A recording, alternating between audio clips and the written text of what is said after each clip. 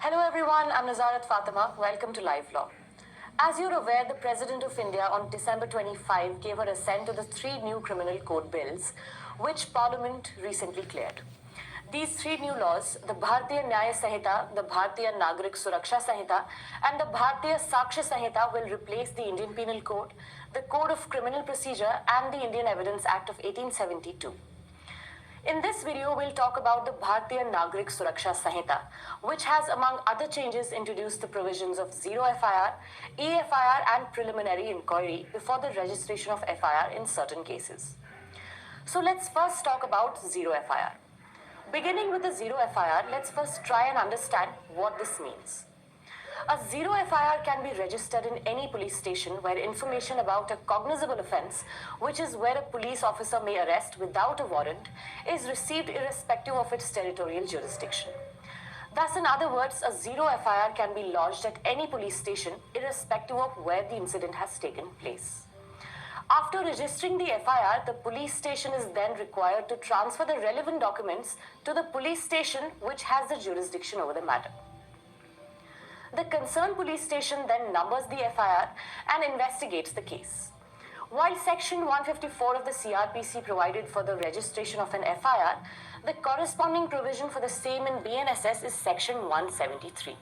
It is important to note that a zero FIR is not a newly discovered concept in the Indian criminal law system. In an advisory issued by the Ministry of Home Affairs 2015, the government suggested registering zero FIRs for crimes against women. Not only this, even the judiciary has stressed the registration of a zero FIR in several cases. For instance, in the case of State of Andhra Pradesh versus Punati Rumululu and others, the court held that any lack of territorial jurisdiction should not have prevented the constable from recording information about cognizable offence and forwarding the same to the police station having jurisdiction over the area in which the crime was said to have been committed. In another decision rendered in Satvendra Kaur versus Government of NCT Delhi, the Supreme Court held that even after investigation is over, if the investigating officer arrives at the conclusion that the cause of action for lodging FIR has not arisen within his territorial jurisdiction, then he is required to submit a report accordingly under Section 170 of the Criminal Procedure Code and to forward the case to the magistrate empowered to take cognizance of the offence.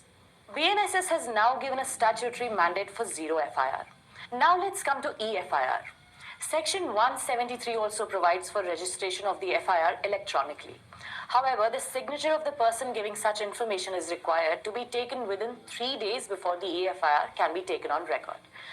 This provision has come as a major relief for women victims. This will help them not only prompt the registration of sensitive cases, but also help them in not repeat their ordeal while registering their FIR.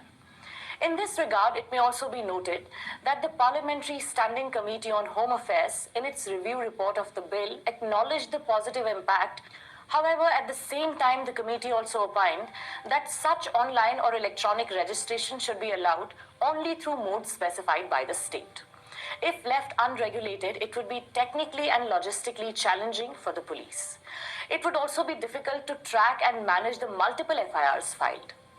Accordingly, the committee in its report recommended the insertion of as specified by rules after electronic communication to grant the government the authority to prescribe specific modalities for electronic FIR registration. However, the BNSS bill, as introduced in the Lok Sabha and now has been given assent by the President, did not include any such insertion. Coming to preliminary inquiry.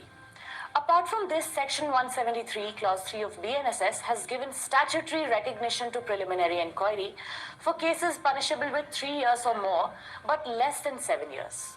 The same shall be conducted with the prior permission from an officer not below the rank of Deputy Superintendent of Police. Pertinently, the inquiry shall be carried out within a period of 14 days in cases where there exists a prima facie case.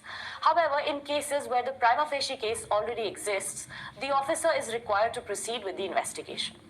For convenience, Section 173, Clause 3 reads as, Without prejudice to the provisions contained in Section 175, on receipt of information relating to the commission of any cognizable offence, which is made punishable for 3 years or more, but less than 7 years, the officer in charge of the police station may, with the prior permission from an officer, not below the rank of Deputy Superintendent of Police, considering the nature and gravity of the offence, proceed to conduct preliminary inquiry to ascertain whether there exists a prima facie case for proceeding in the matter within a period of 14 days, or proceed with investigation when there exists a prima facie case.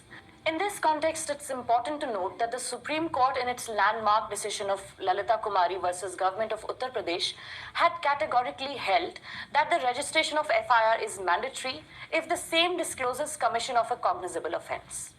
It held registration of FIR is mandatory under Section 154 of the Code if the information discloses commission of a cognizable offence and no preliminary inquiry is permissible in such a situation.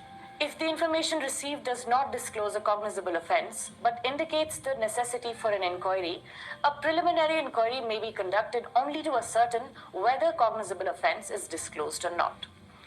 Thus, the scope of the preliminary inquiry was to ascertain whether the information reveals commission of cognizable offence.